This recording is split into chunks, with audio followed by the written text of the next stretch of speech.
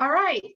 Good morning, everyone. I would just like to welcome you to our Ag Leadership Institute Kickstart to Spring.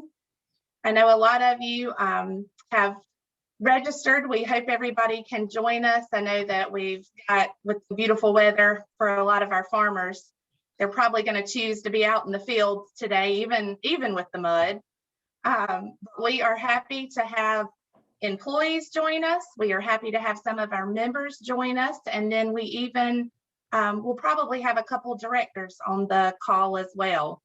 We are recording this for anybody who was not able to attend. We can share the recording with them because we know that Dr. Cole and Dr. White are going to share some valuable information with everybody today. I would like to welcome the two of them.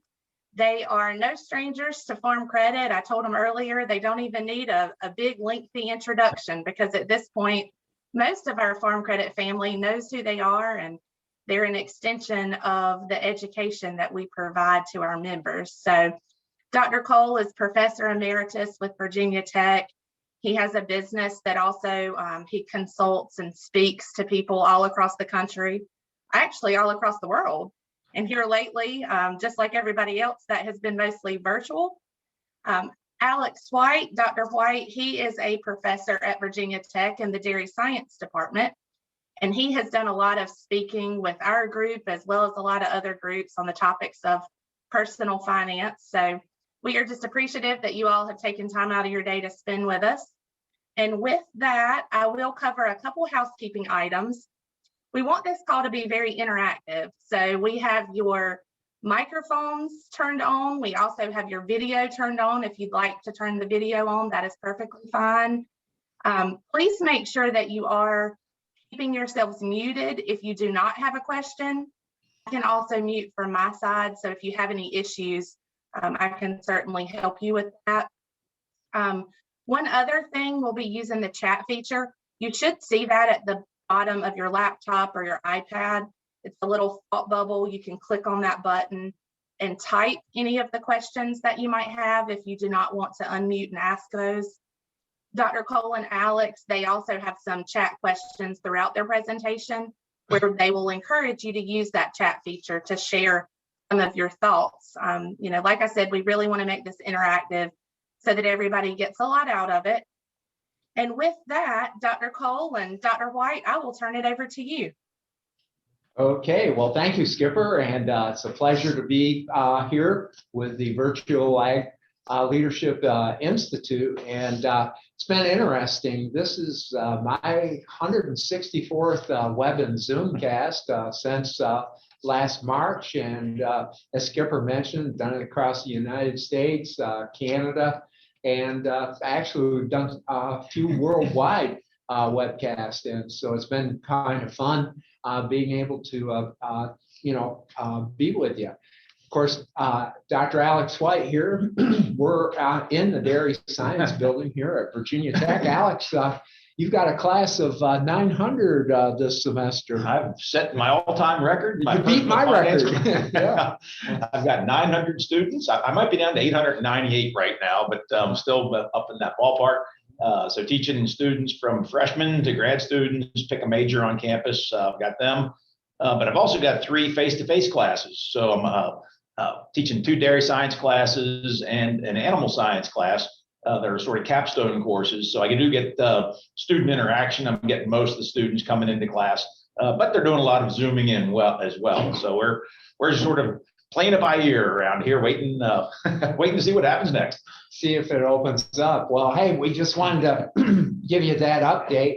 Well, the title of the talk here is Pandemic Economics, Your Business, Your Family, and Your Personal Life. And Alex, let's find out where some of the folks are located. And so one of the things is if you could kind of put in your chat where you're located and what the temperature is in your location. This morning, Alex, in our valley, we were approximately 25 degrees when I was feeding cows. I got about 4:30 worked out, Dave Morris, I hope you heard that, and then fed the cows afterwards. And so Alex is going to monitor the chat room, but as he monitors the chat room, I'm going to start right into my presentation. And one of the things that I would really like to start out is talk a little bit about the 2020s and what I see coming down the pipe. I think it's going to be a decade of the extreme economic volatility, not only on price and cost. Alex and I were talking about, Alex, what'd you do? You paid what, 3 something for your gas? My gas went from $2.75 to $3.29 within the last week or so. Yep, and I went from $1.79 to $2.65. But when I went over to Southern States to see what the fertilizer was, I really got some sticker shock. And so one of the things that we're seeing is segment inflation. And so I think this is one of the things as you do your financial budgeting, whether it's the price side or the cost side, we're going to see this volatility in the extreme, and it places the importance of having that working capital, having that flexibility in your business. Here's another thing I think is going to be extremely important. You've got to manage the controllables and manage around the uncontrollables. Matter of fact, news came out of China this morning that they're going to be growing at 6%. Whether it's trade deals or geopolitics, you can't manage those things. Put those over in a separate bucket, but manage what you can control in your business. Cost efficiencies, labor management, marketing and risk management. And I find that the good managers will, don't put all their energy in trying to manage the uncontrollables. They put their energies toward managing the controllables. Dr. Dave, a fellow I work with, commonly says that in a management setting, you can control about 20% of the factors associated with your business. 80% is pretty much uncontrollable that you need to be able to manage around. Would you agree with that? Yeah, I think it could even be higher depending on what type of strategies you have in managing the uncontrollables, because you can almost make them controllables. Marketing and risk management plans, a classic example, right. Alex. Yeah. Well, the other thing is it's going to require management 2 focuses.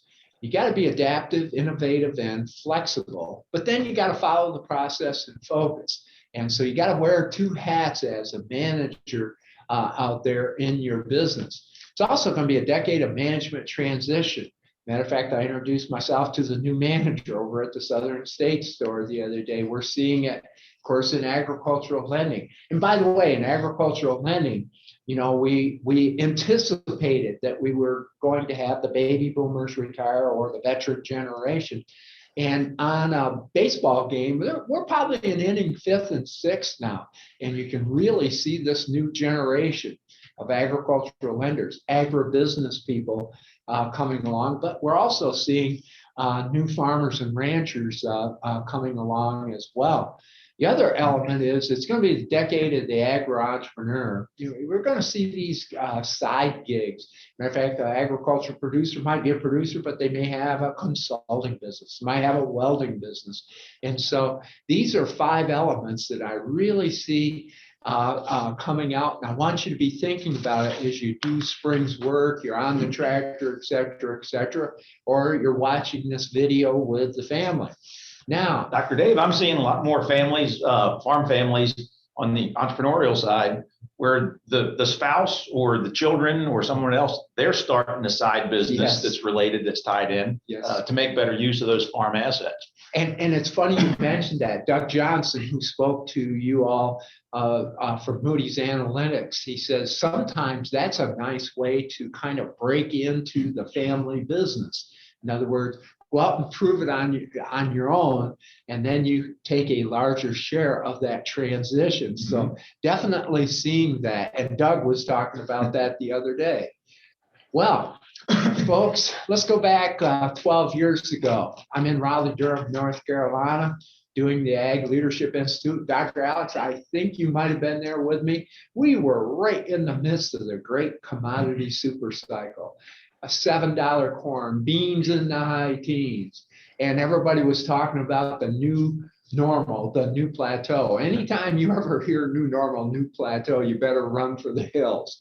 Well, I would tell you that super cycle lasted 5 years and allowed us to build a lot of equity. Also allowed us to build up those cash rents.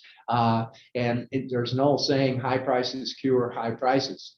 I would contest now that we're in the government central bank super cycle.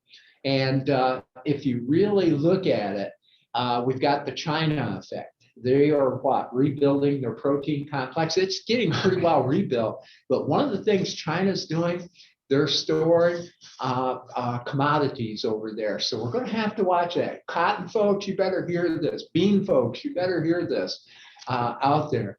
And that combined with all these stimulus checks and our accommodative monetary policy is driving down the value of the dollar. And then, of course, we've had weather adversity, particularly in South America. So what's happened that, along with the stimulus checks, it's created the best years since the super cycle, or even years equal to the super cycle. But this one, be careful, be careful, be careful. Do not make long-term decisions based off this one, because this is a false super cycle as far as I am concerned. Government and central bank can give it, they can take it away. So again, this is an element in your decision-making process and something I want you to be thinking about as you're out there doing the spring's work. Now, let's talk about trade and let's talk about Asia. Folks, it's all going to be about Asia. And I'll tell you why. If you think about it, you go back centuries, the economic power resided in Asia. And then around 1830, what happened? We had the Opium Wars in China. And what happened was the power shift went from Asia over to Europe in the Industrial Revolution. And then what happened was, starting in the 1920s, 30s, and right on up through, the power shifted to the United States. Now the power is shifting back to Asia. And I want you to be thinking about, it's going to be about Asia. And who's going to be the power player? China.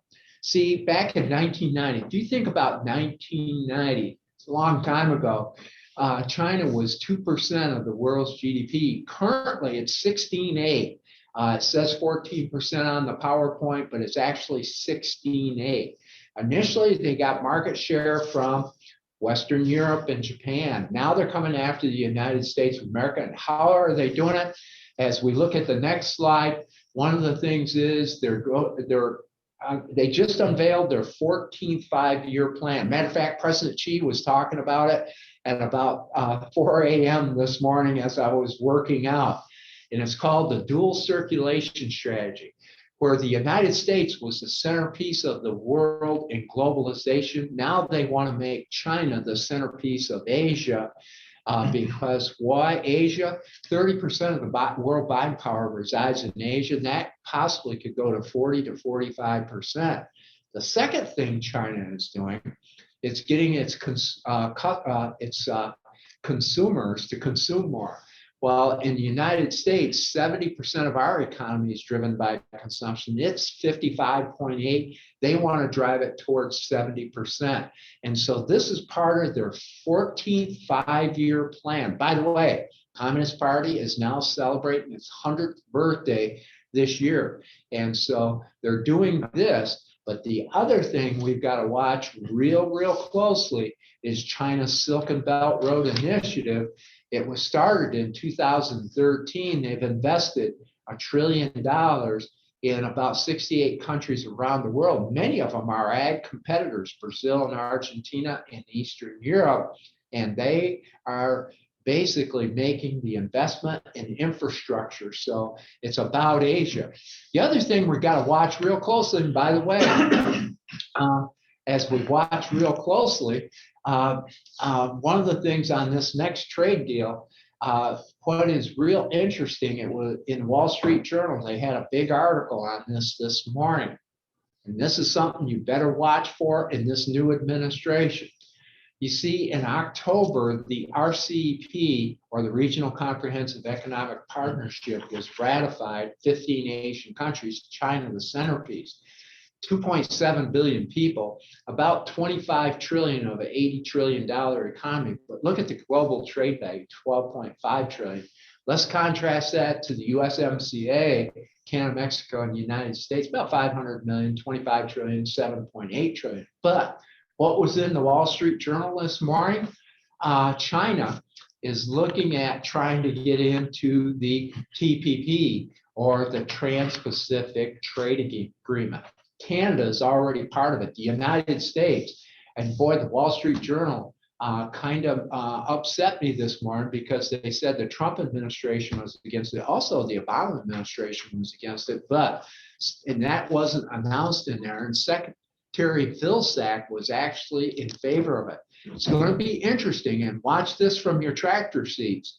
Watch this from your computers if it's your ag lenders. See if this administration tries to enter the TPP as a blocking strategy on China. But these trade agreements are extremely, extremely important. And if you look at the confirmation hearings of Secretary Vilsack, it was about pandemic, it was about climate change, it was about ethnicity and diversity, et cetera, et cetera. Very little was mentioned about global trade. And that concerns me, because $1 in $5 of net farm income comes from global trade. Also, if you're in beans, or if you're in cotton plots, 77% beans is a high percentage as well, and also pork. And this one concerns me as we're moving forward, because it's very, very critical for agriculture. So Asia, trade agreements, watch those very, very closely. Now, what's on my radar screen for 2021? And this is me speaking, and I'm not politically correct. I am not in favor of the minimum wage going to $15 an hour. It can be hiked, but not to $15 an hour. A couple of things. It's going to drive small business out. Walmart, Amazon, Target, they're going to be able to assimilate these costs. You know how they're going to assimilate? They're going to go automation, okay?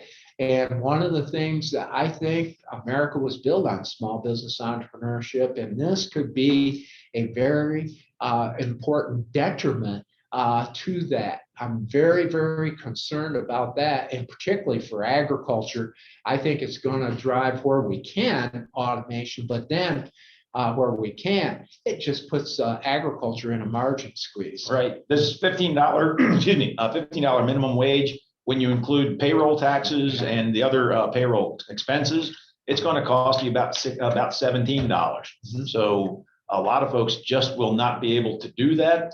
They're going to have to make significant changes. So we need to be planning for how we're going to get our labor force ready, or can we move to some form of efficiency that relies on less labor. But you know what? Some of the quote our leaders say, oh, they'll just pass the cost on to higher consumer costs.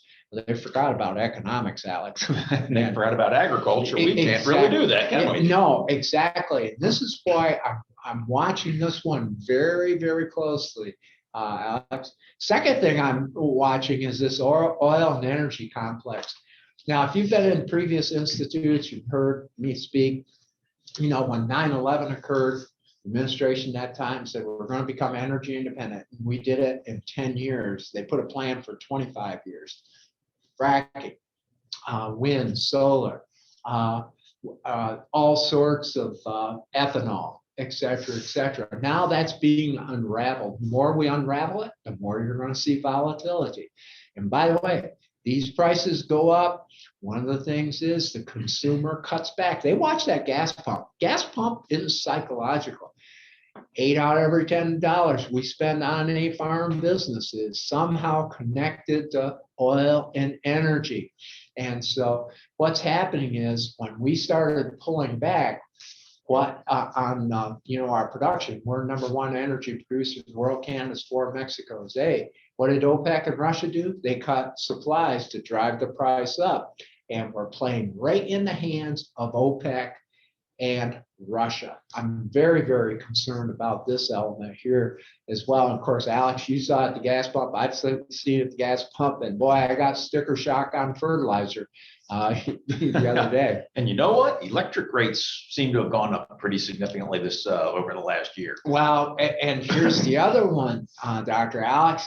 Everybody says, well, we're going to all these electric vehicles. Well, hey, if you're living in Raleigh, Durham, or Los Angeles, or wherever it is, maybe so. But here's the other thing on the electrical components: 74% of those are produced in China for the electric vehicles.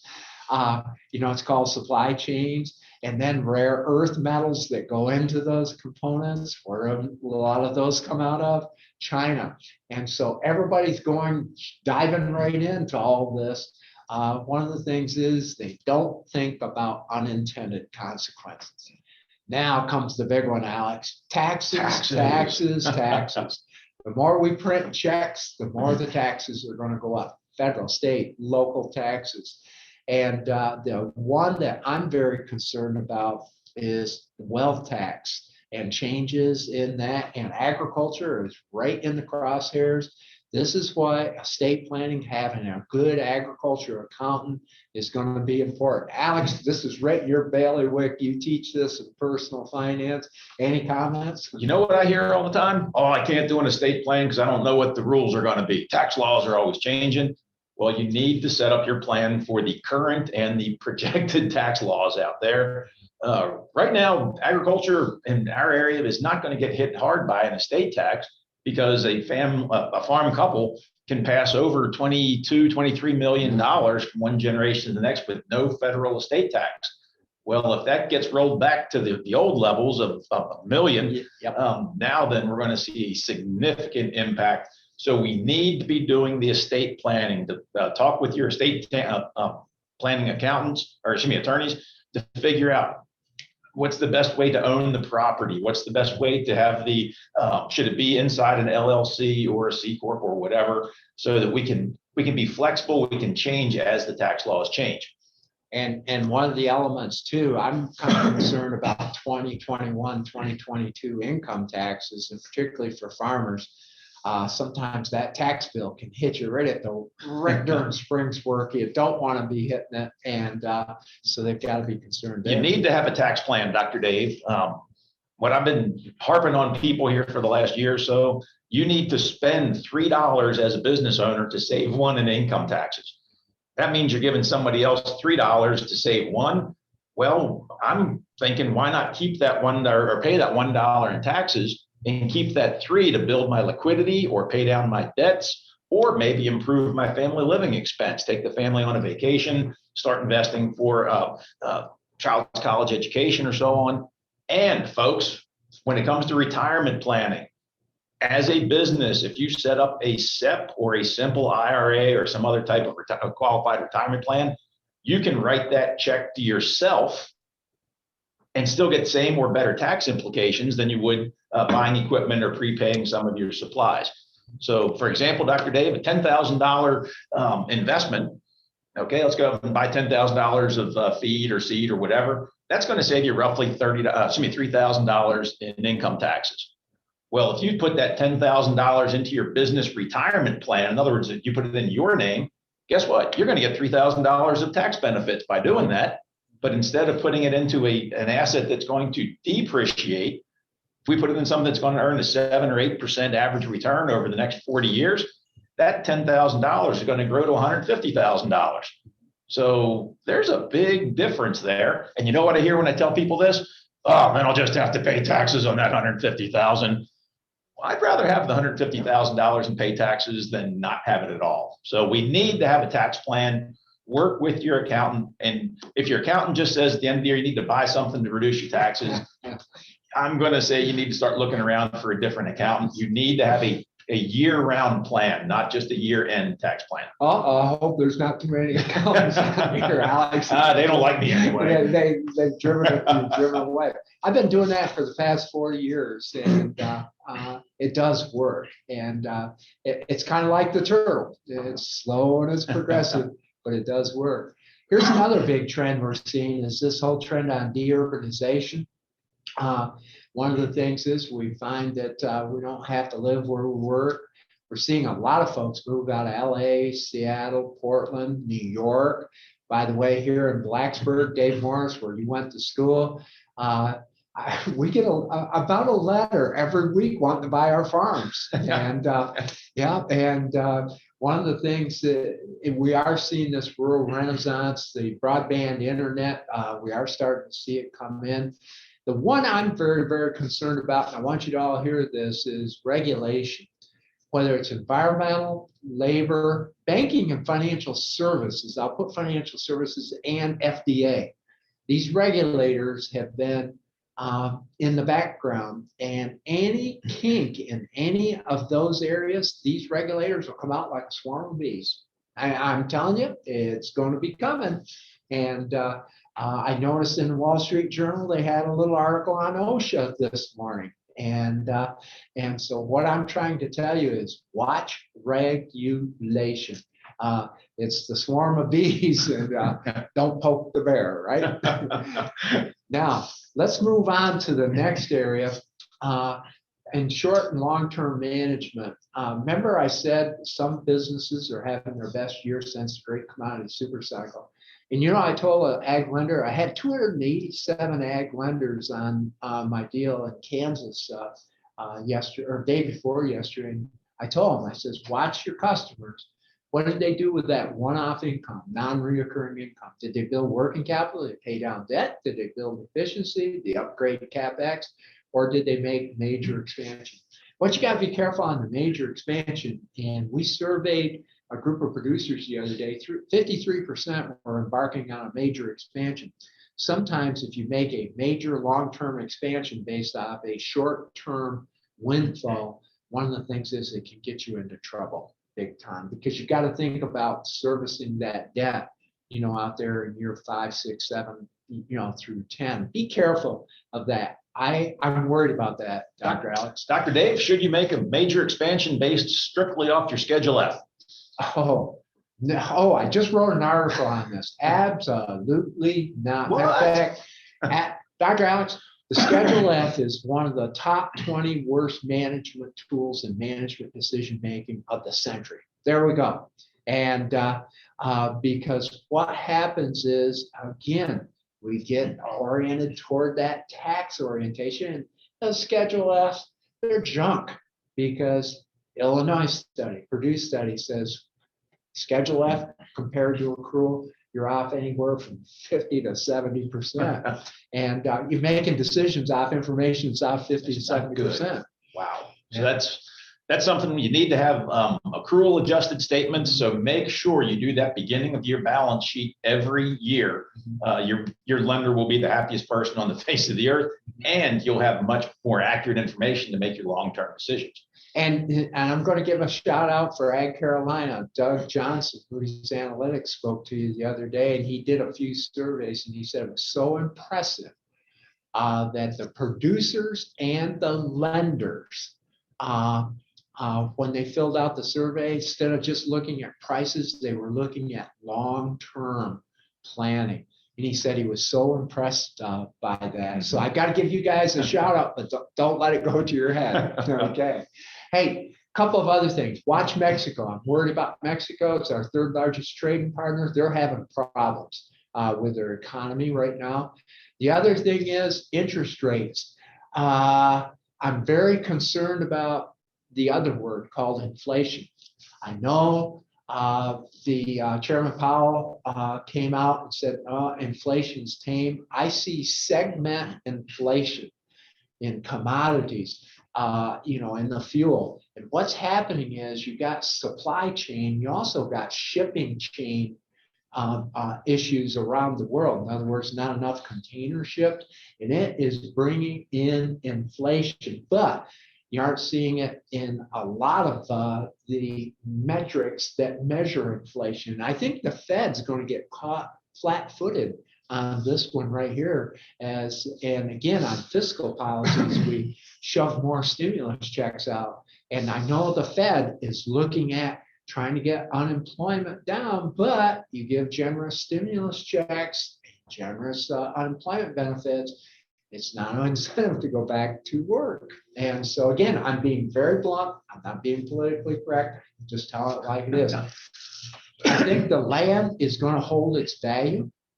What is going to come, and boy, you can feel it in all of my presentations, is carbon payments, and it's going to accelerate during the mid-decade, not only for crops, but also for livestock.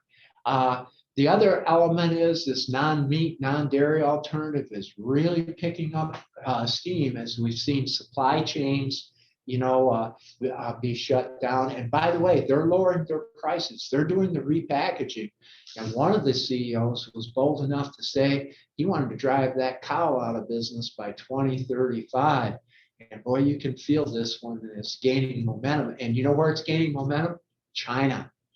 The young Chinese are going more plant-based type of alternatives. I've been doing a lot of reading on some of the trends in China that are going on out there. The other big one is you manage land, you manage labor, you manage capital. But I'm just going to tell you, and younger generation listening to this, you're going to be managing information. And big data and predictive analytics is just around the corner. I'm working on a major project on this with a few companies right now. So that is the implication. Well, Dr. Dave, we're seeing more of this analytics in sports these days, and it's fun to hear the commentary. Oh, why did they make that decision? Well, analytics says this. Yeah. And then everybody else, well, no, they need more work. They need more time. When are predictive analytics going to be accurate enough or reliable enough? Bears, they want, because you know what will happen is oftentimes when we just depend on the numbers, we check our brains at the door. And it takes common sense. This is what the good coaches will do. They'll use those numbers, but then they also use their wisdom, not their knowledge. They'll use their wisdom and experience. And by the way, to all the older generation that's listening this morning, or if you're listening with your family, passing some of that wisdom down, you combine that with some of this predictive analytics, then that makes a powerful, powerful team. Right. On the information side, folks, again, make sure you're doing that beginning of year balance sheet, get your accrual adjustments, but set up your record keeping system so that it does enterprise accounting, so that we can look at each individual aspect of your farm or your business and develop very accurate cost of production, do your break evens. It's going to help you with your marketing decisions. It's going to help you with your risk management. So set up your record keeping system to do enterprise accounting. If you're using something like Quicken or QuickBooks or a computerized system, all you're going to do is set up classes or tags. It's going to add an extra 15 seconds a day to your record keeping or for your data input. So, and again, I'm not trying to put accountants down. Sometimes we have to take the accounting information and make it talk financial. Yep. Okay. Sometimes it's too accountingized. Okay. And again, this is not the slam. Boy, accountingized. That's a good word, yeah, Dr. Dave. We're slamming accountants in here this morning. Okay. Well, Dr. Dave, you got me to thinking. You said the Communist Party just celebrated its 100th. No, it's coming up this 100. Coming up. Yeah. Yeah. That means Farm Credit System's older than the Communist Party. Yeah, there we go. There we go. Gee, look out. Random thoughts just come into my head. Don't let Mayo or President Xi. Mayo just rolled over. Geez, look out, Alex. Hey, let's just hit a couple. What's the biggest? You want to hit? Okay. Yeah, sorry. let's see what the biggest opportunity. Put it in the chat, and I'm going to have you monitor that chat, Alex. And then I'll go on, for time's sake. Temperatures are a lot higher down in North Carolina. Yeah, what are they? What were they? Ranging. A couple of them said they were at 30, but I think somebody said they were at 42. Wow. So that's a nice little spread. But I'll tell you what, though, that cold air coming off that coast can make it. I've been down in Carolina, she could get mighty cold. Okay. So folks, if you want to just type in, what do you see as your biggest opportunity for agriculture over the next, next year, next 5-10 years? Yeah. Well, Alex, I want to hit this one while they put information in the chat room. All I can say is you're going to see more and more of this local regional movement, niche markets, but soil and water health is going to be, in air quality, is going to really accelerate.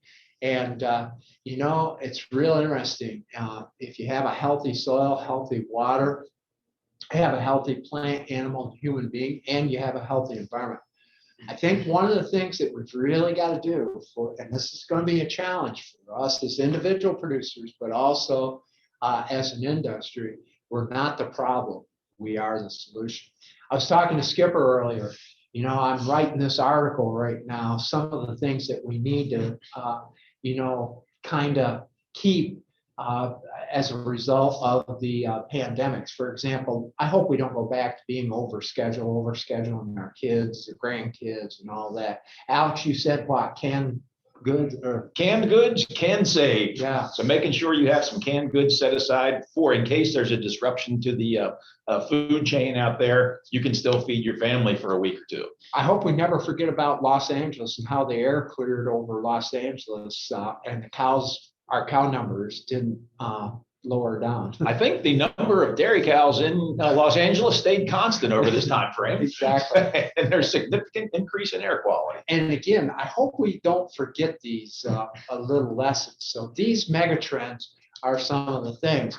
Well, positives for young farmers, and I just want to put this in local niche markets, the rural renaissance. Here's the way I see it. Alex and I were discussing it, before the program day. I see more women owners and managers, more minorities. I'm seeing a number of boomerangers that have worked in maybe business and industry, urban areas coming back. Boy, they bring a great skill set. Your veterans, your first responders, and boy, they just bring a whole new set of energy. The other element is 21% of farmers and ranchers in America have no next gen. And so matching up, this talent with a farm or a rancher that wants to carry their legacy on, I see this as a golden type of opportunity. Dr. Dave, I've heard this, we've both heard this statistic thrown around for years. And by years, I mean 20 years, that 75% of the ag assets are going to turn over in the next 20 years. Has that happened over the last 20 years, and will it be expected to happen? And I think I was the guy that coined that, and everybody wants to go back. No, it has happened in a sense. The turnover, it's interesting, Alex. It hasn't been ownership, but people are renting and leasing, farm ground more. So that turnover has changed. And the other element, the human resource turnover has changed. So when you look at that land, if you just look at land ownership, no. But when you look at renting and leasing, who's operating it, et cetera, then you can build that case. That's changed. Yeah. As far as new ideas, what about the urban farming, the indoor farming? It's going to be interesting to see if it maintains momentum, because it was getting hot, but now our urban areas, a lot of people don't want to live there. Mm-hmm. And a lot of urban commercial real estate may have a problem. So it's going to be interesting to see if that, continues out there. Right. Dr. Dave, we got a couple of things on opportunities for agriculture, and Micah, former student. Hey, Micah, how are you doing this morning? Matter of fact, love it. Yeah, Micah. So he says carbon payments. Yeah. Oh, yeah. Yeah. I'm hearing, Micah, anywhere from 10 to $50 an acre. This is what's being talked on these webcasts as a move out there. And that could be a good chunk of change. But you know what they also say? You got to have documentation on this. And so record keeping is going to be real critical, Dr. Alex. Yep. Let's see. Weston says that, hello, Weston. Weston, boy, all of our good folks, we wish we were there in person. Man. Yeah, I know. But Weston says local food will continue to be will continue to be important to consumers. I hope so. We're into kind of that local, but local's what you make it too. And I totally agree with that one there. So Buck says continued technological advancements, see and spray technology, further advancement in prescription seeding and fertility, variable rate technologies. It combine that with big data, and that's why that manager out there is going to have to really be able to analyze that data, critically think about it though. And like that sports analytics, you can't get too heavy on. I love to watch all those predictive things on ESPN, when the ball games are going, they got those logarithms, and then all of a sudden it changes at the end, on the upset. So talking about the technology there, I've had a couple of farmers contact me lately on how to analyze whether they should put solar panels on their farm, basically lease out their acreage for solar panels. So we're going to see a heck of a lot more of that type of opportunity as well. Let's see, the Reverend Dave Morris says, Rural America is a desirable, clean, and healthy place Yes. to live. On the farm, one can grow quality food supply for your own family, neighbors, and the nation. Rural living is the real opportunity. Dave, I want to add, you not only grow quality food, but you can grow quality children, People, grandchildren, and neighboring kids. And that is often overlooked. And I hope that, Alex, that we don't get away from this pandemic. Matter of fact, I've got a chance to see Alicia's children so much more. And it's been fun to watch a bunch of, well, they weren't overscheduled, but they were scheduled where they've really enjoyed a lot of family time together. And I got to enjoy time with them, you know. And on the flip side of that, Debbie Downer here, see a lot of parents getting stressed out because they're having to teach their kids a lot more. They don't know the material. They're getting the technology backlash. So there's the stress level can go up with that as well. But Dr. Alex tells you the importance of good teachers. Good teachers, yep. You best believe it. And it's not about administrators. Okay. They've got a good question here. Brandon says, what happens to carbon payments when you have to harvest in the mud and till your no-till field to fix the damage? Do you have to pay them back? You know what? I cannot answer that, and I'm not going to BS you, but that will be a question that I will forward if I'm on any of those leadership groups, because that's going to happen. You know why that's going to happen, Dr. Alex? As Eric, the weather guy, says, we're going to have this weather in extremes. So we are going to have that. And these are the things, ideally, it's great. But when we have a situation like that, what's going to be the unintended consequence? Can't answer it, but I'm going to take that one forward. And are they going to have carbon trading programs, or can you set up a carbon bank for situations like this? And by the way, carbon credits are actually going to be traded on Wall Street or Bitcoin. No, I better not go there. Hey, Alex, we better go. Boy, great interaction. Gee, it's just like we're back with the family face to face here. There we go. All right, this business IQ chart, and I'll give a shout out, Ag Carolina. You guys have used this. Dave Morris, you've been teaching it. We've made some updates, and Dave, you need to get the latest of this. Matter of fact, we go from 35 to 50 on the score, but these are 15 questions that you can ask, your business to kind of size up the management. Is it a perfect form? No, but it gets you to think. And it, goes all the way from things you can quantify to attitude down here. Now, let's go to the next one. And Dr. Alex has always had this one here, the rule of three, Babe Ruth, never more than three. 3 areas you want to continue, 3 areas you want to improve. And by the way, just on a side note, Henry Aaron passed away here. He still holds the record, according to me, on that one there. Tell me I'm not opinionated, but one of the things is, if you really look at it, it's called the rule of three. Now, this business IQ can be very important because it can be a screener to improve attitude.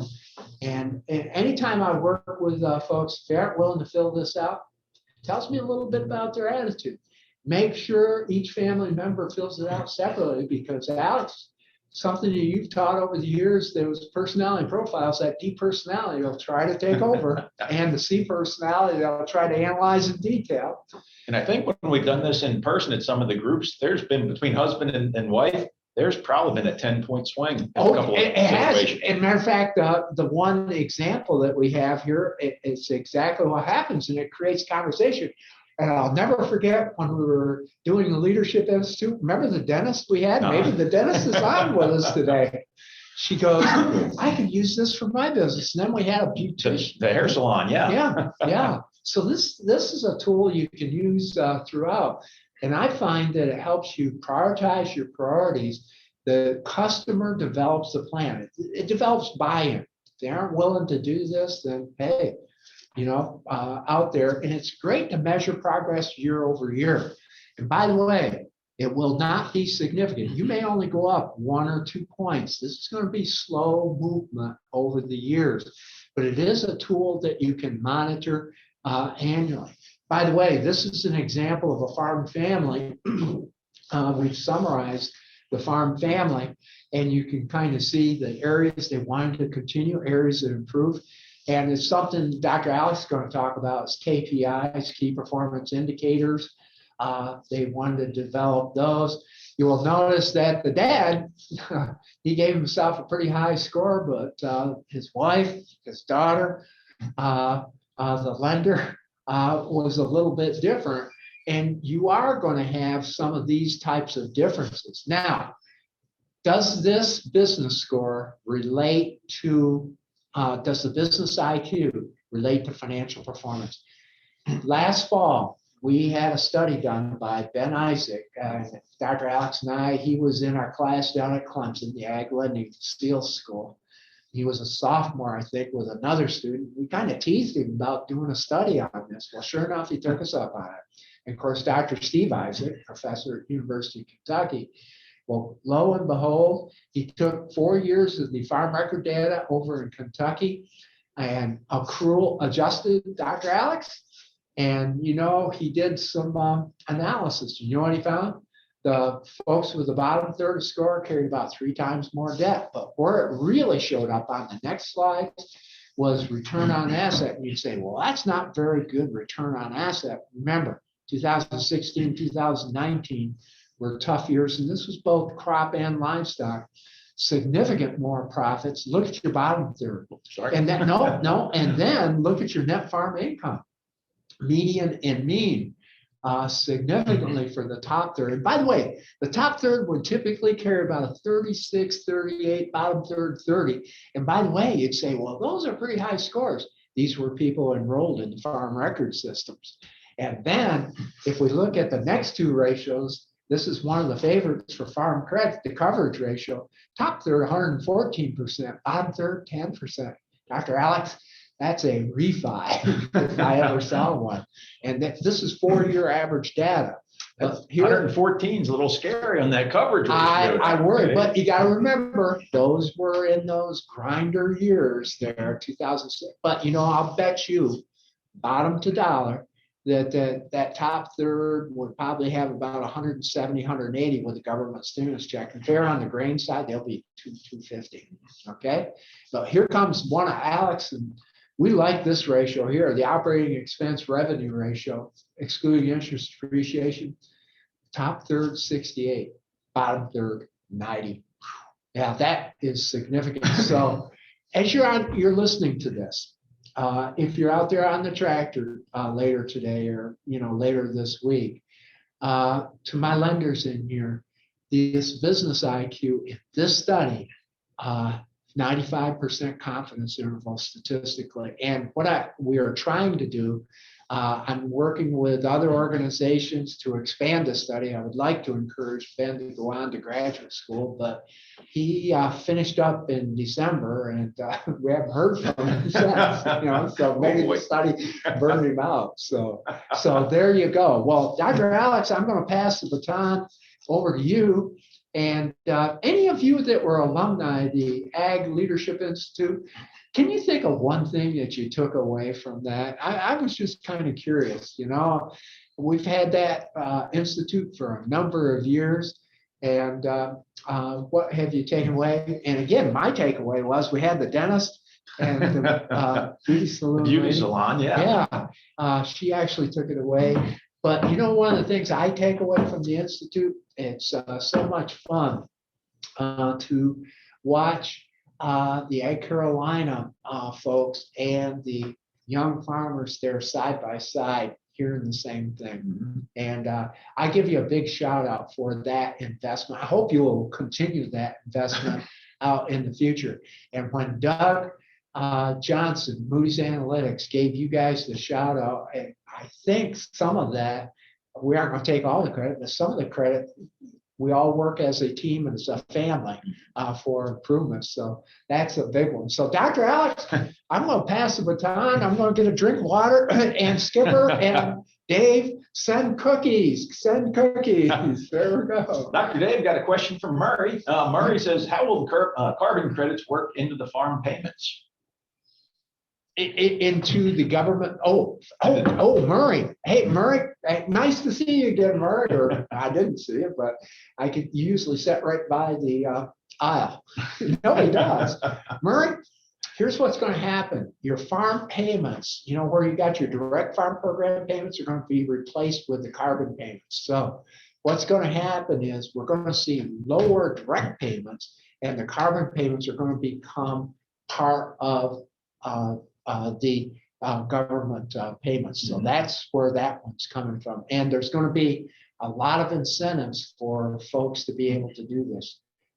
They're building in. So expect less government payments, but the ones that we do get will be more on the carbon side. Okay. A couple of the impacts here that we're seeing. One, Weston says the impact of the global economy on our commodity markets. It's one of his takeaways. Boy, and I got to tell you, and this is what concerns me. We are not talking about this with the new administration. Maybe they're getting their game plan together. I don't know, but I don't see anything in the Wall Street Journal on it, Alex, and I don't see it in a lot of the farm press either. And that concerns me. Mm-hmm. Brandon says one big takeaway for me was don't discount megatrends. It's easy to get the blinders on the farm and miss some stuff that seems obvious after it happens. Dr. Alex, I got put on the spot the other day. Some guy goes, well, how accurate have your trends been over the years? He was kind of sarcastic, and oh my God, a bunch of bankers from Kansas just came right after him and kind of like that. And so he kind of saw. Okay, there was a guy in Minnesota that's tracked my trends over the years, and this was as of about 3 years ago. He says I was 78% on some of those trends. Not going to hit every one of them because it's like Eric predicted the weather. There's a lot of moving parts out there, Alex, and so sometimes some things do change out there. But it's using kind of predicting those trends, but then applying them, think globally, bring it down to your business, to the controllables that you can take advantage of. Yeah. Got two others just popped up. Dave Marr says the rule of past participant said the rule of 72, the power of compound interest. Folks, this is why retirement's such an important prospect for you. It gives you tax advantages. It lessens your need for Social Security. It helps the farm business transition from one generation to the next, because there's capital available. There's living or funds for living expenses that you can reach, so you don't have to sell the farm assets. And Dave, I got to just say this. One of the things I usually hang out with Division I, Division III basketball teams a couple of times a year, and that's one of the things the coaches have me do is, teach Coach Murphy. Tell them about the rule of 72, or tell them about Richard Petty, Michael Jordan, and it's little things that.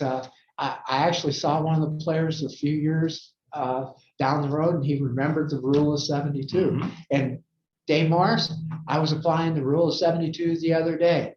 I was making $700 a month back in 1974, and I used kind of the rule of 72 to see if I kept up with inflation.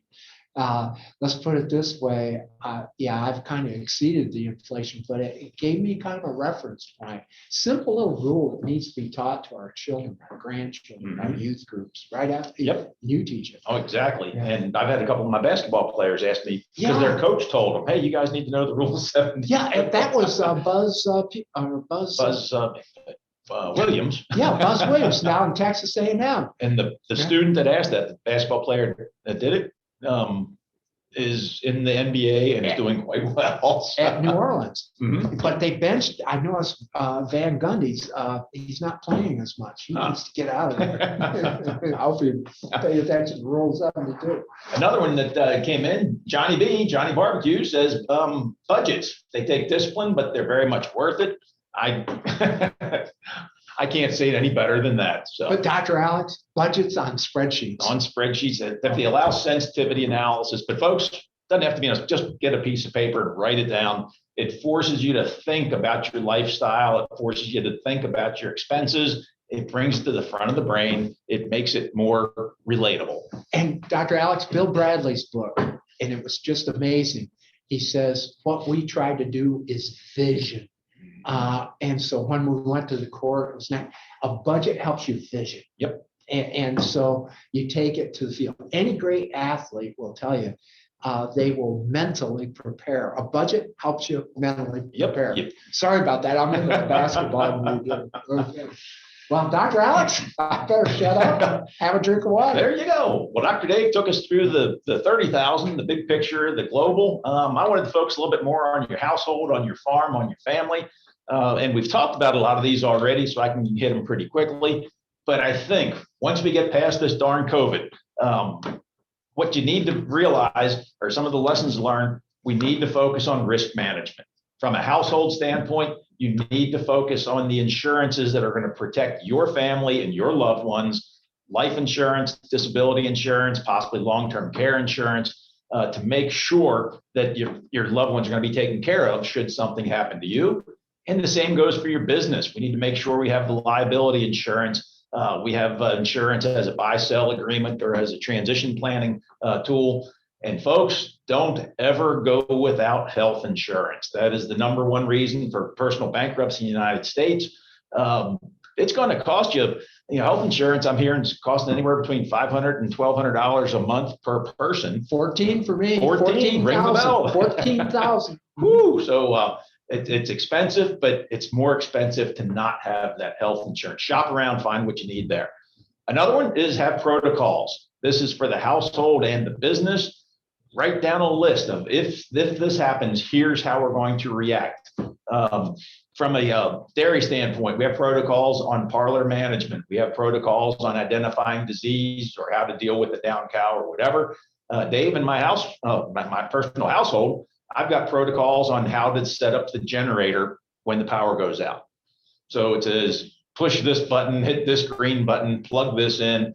Because if you don't do it right, you can screw up the entire system. So having written protocols posted and practice these things to make sure that everyone in the family knows if there's a fire, what's the escape route? Okay, what do we need to do if there's a storm?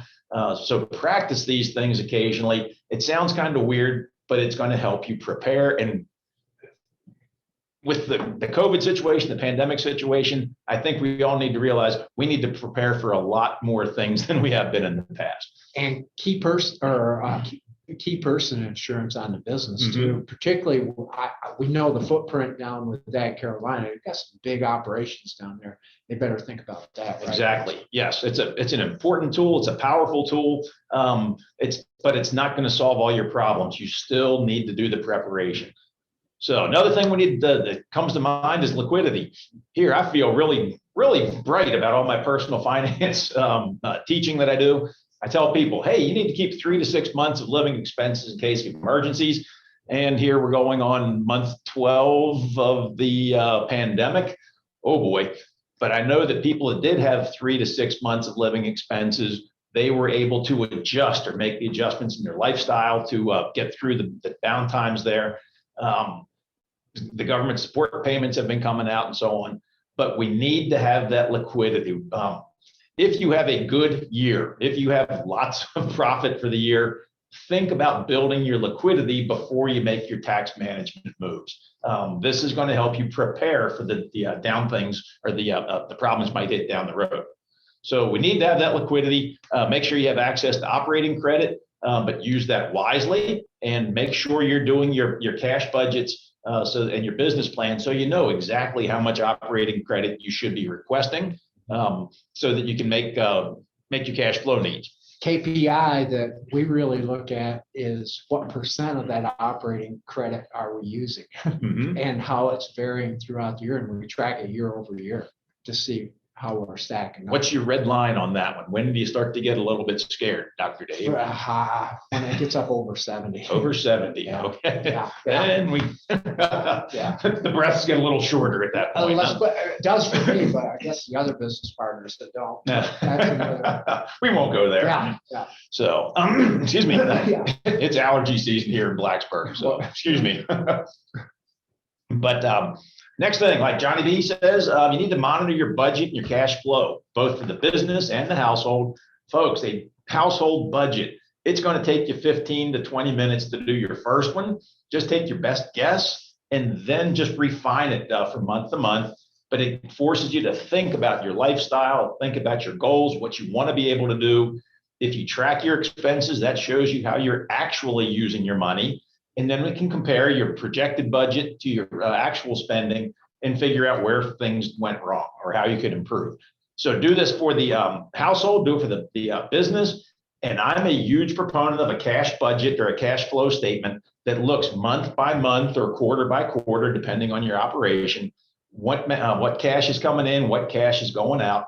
This is going to help me figure out how much of an operating line I'm going to need and when I'm going to need to rely on it. Helps me figure out when to schedule new payments if I'm going to get a new loan. Helps me figure out when I'll have cash available for a down payment for capital purchase. Tells me when I'll have money to take the family on a vacation. You know what? I heard a great quote on a webcast I was on the other day from an ag banker who says speed kills.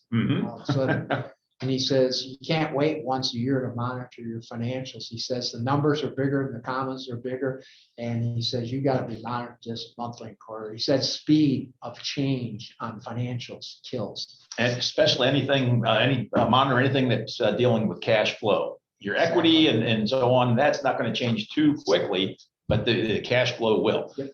Next thing, avoid that post-COVID splurge that everybody's talking about. They're thinking once the economies open up, once the vaccine, or folks are vaccinated, they open up the restaurants, they open up the airline travel and so on. Household spending is just going to go crazy because of the pent up demand. People want to get out and do things. So rein it in, folks. Say whoa, and let's have a plan. See that? $4 trillion have been saved since we've shut down. 4 trillion. And think about that on a $21 trillion economy. That's a lot. And I'm going to make a prediction, Dr. Alex. Uh-oh. We're going to see a lot more accidents because people forgot how to drive. And the roads are going to be crowded. So I thought it was just me. I thought I was a magnet. I thought people coming across the road. Of course, that happens in Raleigh-Durham all the time. Let's see, when it comes to retirement planning, again, think about the tax advantages you're getting. It's going to be better tax advantages than making Section 179 purchases, especially if that's for equipment you don't really need. It's not going to make you more effective, more efficient, more profitable. So think about the tax advantages. Retirement plans are judgment proof, which says if you are sued, they can't touch the money in your retirement plan. So this money is tucked away for the future. And again, because there's money sitting out there, or you have money in the retirement accounts, the older generation can use that to meet their living needs. So there's less pressure to sell those farm assets to the next generation or to someone else to meet their living needs. So it just smooths things. The most successful business transition cases I've worked with, the older generation had significant retirement assets set aside. So I think that's a big one out there. We need to get preparing for the future because we don't know what that future is going to bring, do we, Dave? So let's see, Dave. Dave Gorham has a question for us here, Dr. Yeah. Dave. Says, with short-term interest rates at near zero, where can you invest money and get some return with minimal loss of principal? Well, your short-term rates are really low. The stock market has been exceedingly hot for the last 3 years. Higher than pepper sprout. So you can get pretty significant returns in the stock market with a well-diversified portfolio. However, I'm starting to get a little edgy about the stock market. It's been going up. It's starting to get a little more variable. Bunch of gamblers in there, time on their hand. Yep, that was the GameStop and the AMC games that people are playing. I'm looking for a lot more regulation to sort of pop up to see what goes.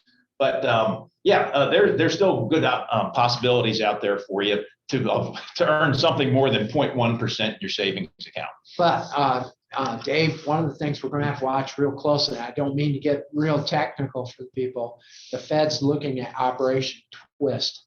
And Operation Twist is basically increasing short-term rates, keeping long-term rates low. So that may have an impact. Watch Operation Twist over the next 4 to 5 months. And another thing, I'm seeing a lot more people who are interested in investing in hard assets, rental properties and so on. Farmland. So we just need to look around and see what's available. So when it comes to household debt management, here's just a couple of quick tips. Folks, if you have children that are want to go to college, or if you're in college right now, here's my goal for you. Try and make keep your total student loan balance less than 50% of your expected starting salary. If it gets much above 60 or 70%, you're going to have trouble making those payments on a 10-year payback. So we need to keep that student loan balance less than 50%. And then I always get the question, well, what if my kid wants to go to vet school, and they're telling them keep it under 1.5 to 2 times your starting salary? I completely disagree. Keep it under 70%. Find another way to pay for your education there. What if I want to become an accountant and lawyer? I'm picking on accountants. There you go. Oh. Okay. When it comes to consumer debt payments, this would be your credit cards, credit cards, auto loans, student loans. Let's try and keep your principal and interest payments less than 10% of your gross income, 15% is an absolute maximum. For your housing payments, keep under 30% of your gross income. If you get above that, you're going to be house rich and cash poor. So we need to be careful. And again, with your credit cards, you got a couple of rules for how to use them wisely. I use them as a convenience rather than as a loan or a source of long-term credit. So I don't use mine unless I have enough cash in my checking account to write a check for it that day. So I'm using it as a convenience, and I pay the darn thing off in full every month. Next thing, keep your outstanding balance less than 30% of your credit limit. So new math here, if you have $1,000 credit limit, you don't want to get your outstanding balance above $300. When it gets up there, your credit score is going to start to fall. So keep track of it. Make some early payments to try and stay under 30%. 10% is a better rule to live by for your credit score standpoint. By the way, since the pandemic, credit card debt is down $1,700 on principal balance, and credit scores are up 20 points. Wow. Why? Because one of the reasons is the minimum balance. Mm-hmm. People have got the minimum balance down. And they're not traveling, they're not spending as much outside, so they're cutting it down. There you go. All right, so never make just your minimum monthly payments. We've talked about that year after year. And this is where the financial professionals always yell at me. I'm going to tell you, don't have too many credit cards. I think 3 is plenty for anybody. Officially, if you have more credit cards, your credit score might go higher, might grow a little bit faster. I don't like the risk associated with that. It's too much hassle. I'm going to say have less than 3 cards. And by the way, I'm glad I had 3 because I got one the other day at the gas pump. Didn't work because the mail was slow and the payment didn't get there. Yep. Made me look bad in front of the convenience store folks. Yeah. Mail's a little slow these days, Dr. Dave. It took 4 months for me to get a card from somebody. When it comes to business debt, if you're struggling, I always get how much money can I afford to borrow? How much debt can I afford to have? Think about it in a per unit basis for a dairy farm. How much debt do you have per hundredweight of milk, or per head of cattle, or per acre? It just sort of helps you rationalize a little bit more. And you can also look at your term debt payments on a per unit basis to think, okay, of that milk check, of that $18 hundredweight, how much of that money is going towards my term debt payments? It'll make you a better financial manager. We talked about this one earlier, focus on the access to assets rather than ownership. So I'm starting to see a whole lot more people leasing, borrowing, and actually bartering. Farmers are swapping out. One has a baler, one has a rake, so that both farms don't have to have the entire machinery complement. Yes, there are issues. There are risk management issues with that, but look for ways you can get access or control of those assets rather than owning them. Same thing, stay lean, but don't get too efficient. If we focus strictly on efficiency, it opens you up to production flow problems. If we don't get our fertilizer on time, if the mail happens to be 4 months slow, this can lead to a significant disruption in your business. So we need to stay efficient, but we need to have basically that liquidity position or solvency position to keep us from getting into too much trouble. Balance. Okay. Don't focus on one because you've probably given it up somewhere else. Just don't shoot a 3-pointer. From the household standpoint, folks, it's never too early to start estate planning. So think about, if you're over the age of 18, I would very strongly recommend get a power of attorney, a durable power of attorney, an advanced medical directive. If you have dependents or significant assets, you probably want to have a will. You might look at gifting strategies, look at trusts and so on. Work with an estate planning attorney to figure out what is the best plan for you to help you and your family reach your goals, to help protect your family should something go wrong, and what's the easiest way to transfer the farm ownership and responsibilities from one to the other. So don't put that off. One of the questions I got yesterday was, well, how do we get mom and dad to start the estate planning conversation if they're being stubborn about it? I said, well, chip away at them for a while, try and get the conversation started, start talking about powers of attorney and advanced medical directives, saying, hey, mom and dad, this is what I'm planning on doing to try and break the ice. And then I said, ultimately, start sending out resumes for other jobs, realizing you're not going to meet your goal, your lifetime goals that mom and dad aren't going to share with you. So let's go out somewhere where we can reach our goals. Ask them which kid they want to live with. Exactly. As we always preach, make sure you're actively saving money and investing. And again, shoot for 10% of your gross household income set aside. Okay. From a farm standpoint, you might want to think about taking 10% of your farm income, your net farm income there, and setting it aside outside the farm, whether it's a retirement plan or non-farm rental properties or so on, just to diversify, but practice savings. If you don't practice saving money, you're not going to do it. Dr. Dave, let's set up a financial dashboard for the household. And what I would do, I would look at your savings rate. So what percent of your gross income are you saving? What is your debt payment to income ratio for the household? Very similar to the debt coverage ratio. And look at your total expenses to gross income and set that red line when it starts to get up towards that, whatever your cutoff is. Let's go ahead and monitor this so that we can start making our decisions. From a farm standpoint, every business needs a business plan in writing, okay? At an absolute minimum, have an operations calendar. Why do you need that? It helps you plan what you're going to be doing each month of the upcoming year. And should something happen to you, the next in command or whoever's next in the family, they know what you are planning to do. It's going to help mentor them. It's going to help in the case of bad events. From a cash flow standpoint, make sure you do that projected cash flow statement. It also forces you to think through your entire operation for the year. Start with the calendar, do the cash flow, and everything else is going to flow pretty quickly from there. We always talk about having written job responsibilities for everyone in the business or everyone in the farm, including the owners. I had a family do this and everybody did it except dad. And I said, Dad, why didn't you do your homework? This is a family transition business I was working with. Dad said, well, I filled up 2 pages of notebook paper and I didn't feel like writing the rest down.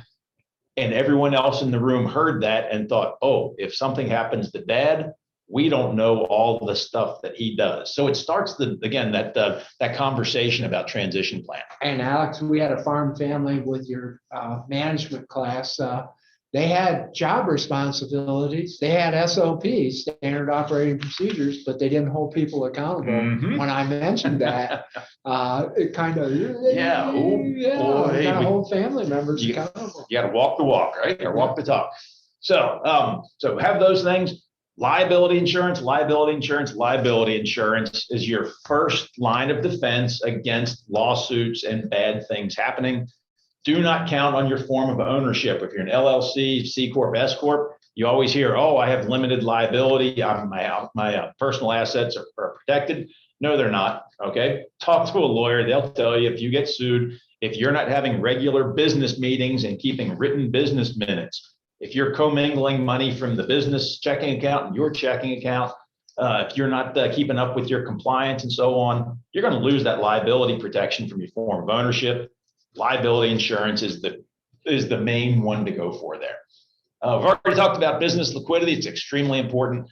But folks, let's set up that financial dashboard so that every day you go into the office, you got a little spreadsheet comes up that tells you here are the ratios for the key portions of your business. You can do them financially, do them for production, and I always like to have those break-evens out there as well. So Dr. Dave already said the operating expense receipt ratio, that one we can monitor on a weekly or monthly basis. Debt coverage, yeah, we need to sort of make some adjustments to that to put it on a monthly or quarterly basis, but I very strongly recommend that one. And then that working capital expenses, like we talked about earlier, extremely important. Yeah. And remember, break evens are fluid. Yep, they can change real quick. Yep. So speed kills. speed kills. So we need to monitor. Don't just look at them once a year. We need to look on a regular basis. And finally, maintain clear, consistent, honest communication with all of your business partners, whether it's your lender, your accountant, your suppliers, your insurance agent. Make sure if bad things happen, tell them immediately rather than trying to hide it. The better the communication, the better things will work out for you. Well, Dr. Dave? Well, Alex, let's bring her home to the 5C15 and we'll be done. Okay. And hey, here are 15 problems your business should have. And I'm going to go through them quickly. They should, a business pays lots of taxes. What does that mean, Alex? It means they made lots of money. There you go. Can you go out of business when you make profits all the time? Well, It's hard. It's hard. It's hard. Yeah, but the odds are for you, right? Yeah. You can probably, more businesses go out of business trying to not pay taxes than if they would have paid their taxes. Your lender wants to loan you a lot of money. It can get you in trouble, particularly if it's just the 5 C's of lending: collateral, collateral, collateral, collateral, collateral. Or sometimes we've got these new kids on the block. They're here today and gone tomorrow. Be careful, be careful, be careful. But it usually means you got a strong cash flow. And always remember, keep that war chest of working capital, 25% of the expenses. And remember this other little rule I've got. Dave Morris, take this one down. I like to see at least 30% of those that could be turned to cash within 120 days, 90 to 120 days of the working capital I spent. In other words, it's a quickness to cash. Mm-hmm. And remember, sometimes that working capital, those feed inventories aren't real liquid. Exactly. No, exactly. You get frustrated because you can't grow fast enough. Here are some rules to keep you out of the ditch. Okay, here we go. It'll keep you out of the mud. All righty. Overestimate your capital and time by 25%. It's going to cost you $1 million or cost you $1,250,000. Can I change that one on the time? I'd use 50%.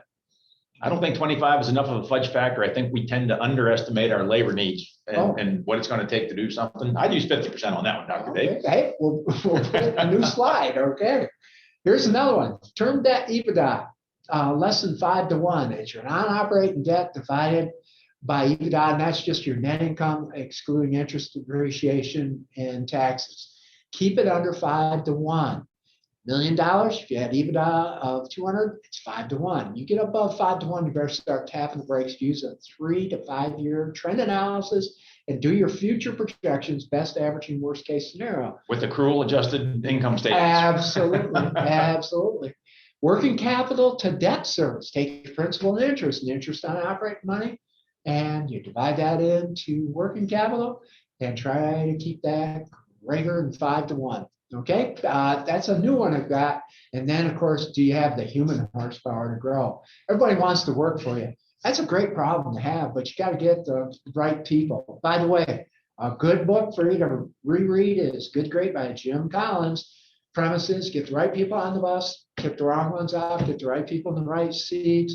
But then you got to have the right bus driver. The bus driver's got to know the directions. That's your business plan. You better have a plan A, B, C, and D, because there's always going to be detours. Right. Okay. And I would say on that one, don't look at your labor force as an expense. Look at them as an investment. Okay. Let's help them grow. Let's help them learn. Let's train them. That's one of the things that we don't do a good job in agriculture. We need to train and give them the accountability. Exactly. Exactly. You got excess cash sitting around. Remember, on the chessboard, the queen's the most important. It's there for a block. It's there for an opportunity. Matter of fact, the cash discount, I was talking to that with the manager at Southern States, and he noticed I've been doing that in previous years. He says, we might be able to negotiate. And that was music to my ears. Hey, that older generation Alex is talking about, ask them how much it's going to cost them to live in retirement, and then do they have 50% of that coming from Social Security investments outside? It's a simple little thing to do. Greater than 50, you got flexibility. If it's 0, it's bad. It's draining the farm of cash flow. Yeah, it's like the song "Bad to the Bone." You got time, family and friends don't. And this is that overscheduling. 2,500, 500-hour rule. 2,500 hours work business, 500 in outside organizations. And I know a lot of you are going to laugh, but you'll go 24/7. I know a lot of you over in Eastern North Carolina, you got a hurricane coming up, you're going to go 24/7. But overall in the year, try to keep it 2,500. Some years you're going to exceed it. You can walk away from the business and for a month and it functions fine, and it actually does better. You know what that is? A blow to your ego. Get over it. That means you've trained your employees, you've mentored them. Yep. They know how to take care of business. Yep. That frees you up to do other things. Yep. Taking care of business. You've left money. Yeah, I'm getting lots of songs in here. You left money on the table. This is the biggest. We set grain marketing back 5 years this past year because people did leave money on the table and they're going to disband their marketing and risk management plan. That younger generation, hear it from the older generation, they're spending all their time on that computer and in the office. That's where you make your money. But in defense of the older generation, they got to get out and get a little dirt on their hands and manure. They're coming to take us away. Here comes the sirens. Dr. Dave, when it comes to the younger generation, I talked to my group the other day. I just said, perception is reality. The older generation, when they see you get this thing out, your phone, the first thing they think about is you're texting, you're wasting time. But an awful lot of time, you got to realize they're answering or finding the information to the question you just asked. So realize it's a very powerful tool, but yes, it can be a very big waste of time as well. Alicia's daughters the other day, I asked them a question, they went and Googled it. There we go. Hey, you spend money to hire a facilitator team of advisors on your state transition plan. Remember the 1% rule. I'm going to spend about 1% of the value of your estate on that. And hey, you either pay now or you pay later. The Fram oil filter commercial. Nobody even knows who that is anymore. Hey, you spend too much time on things like this. You've heard it all before. Remember, you've got to take things from the back of the mind, put them up on the front burner. That's why I like doing these webcasts with other folks around the country. I've enjoyed and taken a lot of notes. Yep. That's like Brandon said earlier, it helps get rid of the blinders. Yeah. It helps you think bigger and look at your operation from an outside point of view. And then you'll start asking, why the heck are we doing it this way? Why don't we change things around? This is one that happened at the creamery. We had a very successful year 4 or 5 years ago. And one of the owners said, we don't need to do this business plan. That's when you do need to do your business plan because of mistakes. This is why the grain industry right now, I'm worried. Mistakes can be made. Finally, you don't have to bring your personal checkbook to the board meeting. We've all been there. I'll just leave it at that. And then mom and dad and grandma, you filled out that business IQ and they don't like those questions. Let's put it this way. That's a good sign that you need to have. Somebody's got to ask those tough questions, whether it's somebody in the family or you bring in somebody from outside the family to get people talking. And you'll find out once they get talking, it usually gets a lot better. Yep. Well, let's bring it down to some positives. Hey, the Jordan and the Petty rules. Let's just summarize it. Go for it. Michael Jordan rule for credit cards and minimum monthly payments. If you put $2,000 on your credit card and make minimum monthly payments, it's going to take you about 23 years to pay it off in full. You'll pay $5,000 in interest. So that's $7,000 for something that cost you that has a price tag of $2,000. 23 years later, it's yours. You own it. If we'd have paid cash up front, taken that same minimum monthly payment and invested it, she'd grow to about $24,000. So the same pile of cash can pay a $2,000 credit card bill or be invested into $24,000. Richard Petty rule is a lot bigger. That hurts people's feelings. And I'll tell you what, I actually got to tell Richard the Richard Petty rule, $5,000, 43 years to pay it back, but you'll have over 500,000. Remember, here's a philosophy of wisdom. Life's a fork in the road. You can take either way, right? And by the way, this is what I talk to when the coaches have me speak. If you're going to lead, you got to read. And I mentioned that I was reading, Bill Bradley's book, basketball, Dean Smith's book, et cetera, et cetera. Hey, what's sweating the small stuff and the 5% rule, Alex? Well, somebody always wrote a book, Don't Sweat the Small Stuff. In a business, the small stuff, the mosquitoes can jump up and bite you pretty quickly. So we need to look after those details. Focus on the big picture, but don't let the small stuff get by you. On a dairy farm, one of the big things we see is feed loss. If you don't manage your bunker silos, your feed alleys well enough, you're losing a lot of feed. Guess what? That's really driving up your feed cost. We can significantly improve the farm very quickly by looking at something minor like face management in the silos. Yep, and sweating that small stuff. The 20s, here's a word. It's going to be about incrementalism, incrementally better. Well, 50, 25, 20, 50 rule, by the way, Angela was it's supposed to be, it adds up to above 100. It's supposed to be 50, 25, 25. I thought we'd taken that out. But if you got kids out there working in the business, 50% they can spend anywhere they want, 25% toward their education, the other 25%, get them to start investing. And I'm a big believer having invested in individual stocks so they can kind of track it. I know, Alex, you like mutual funds. No, for getting started, for learning it, I think individual stocks are good. For long-term investments, I'm going to lean more towards the professionals and the mutual funds. Mm-hmm. Hire for attitude, aptitude second. Put a star next to that one. Yeah. A good positive attitude is going to overcome a lot of things, and we can train that person. And it's funny, guest lecturing in your class, we could pick the attitudes. I could come in a few days and who's got the attitude. Remember, balance business is the head and the heart. The head's the number, the heart's the passion. The numbers, people are getting too number oriented on that. Your self-worth in life and financial net worth is equal to your network of people. Mm-hmm. Get in with the wrong set of people, that's what's happening. 6 degrees of goal setting: business, family, personal, mental, physical, spiritual. I think it's very important.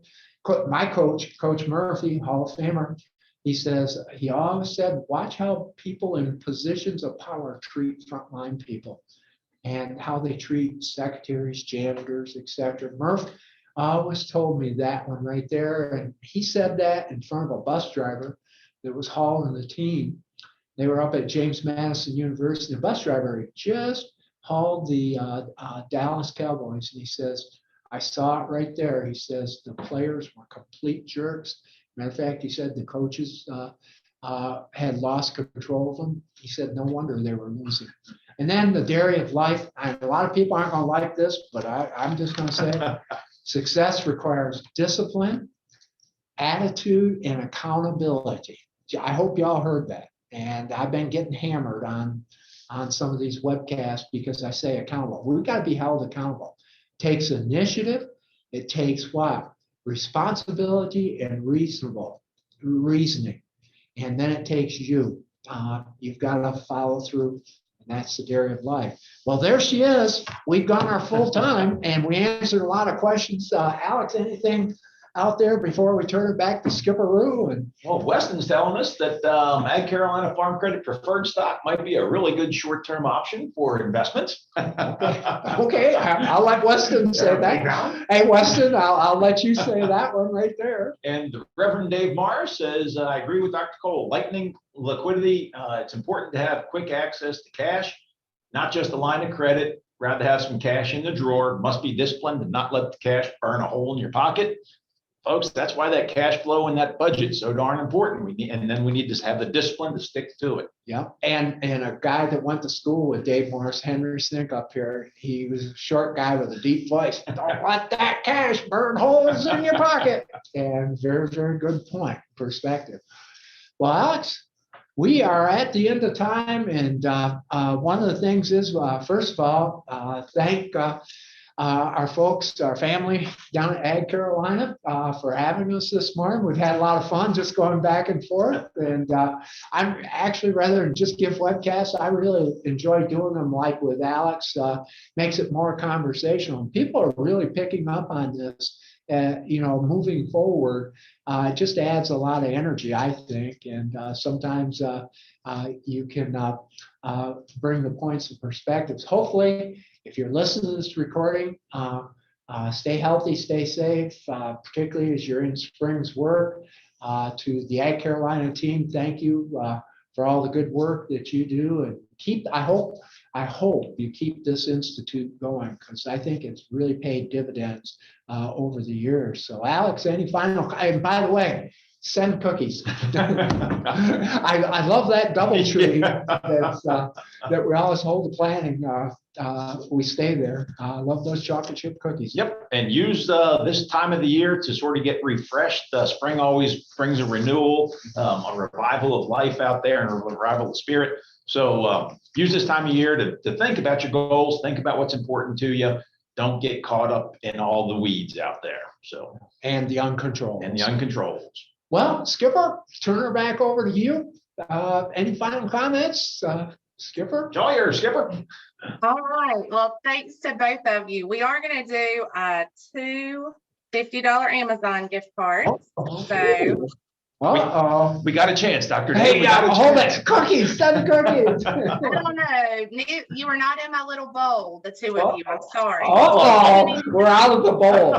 We didn't make the bowl game. Send you a separate order of cookies. How about that? We're like the fish that jumped out of the bowl. Yeah, we're fish that jumped out of the bowl. So the 2 folks that will receive a $50 Amazon card are going to be Brian King and Brandon Batten. And those will come to you right after this meeting via email. So if for some reason you do not receive those, please email us at marketing@agcarolina.com. And but they should be headed your way. Give me about 15 minutes after this call and you should have them. And with that, Dr. Cole and Dr. White, we definitely think you all make a great duo. So we're expecting your podcast to start soon. Also, if anybody, I know we're out of time, but if anybody has any questions, certainly you can email those to marketing@agcarolina.com as well, and we'll be sure to get Dr. Cole and Dr. White to answer those and get back to you. Just thank you so much for being with us today. I know it's a pretty day, and you're probably ready to get outside, so we appreciate it. And hope everybody has a great weekend. Dave, did you want to say anything, or are you good? I'm good. Thank you all. All right. Good job. All right. Thanks, everybody. Have a good one. Thanks, folks. Yeah, take care.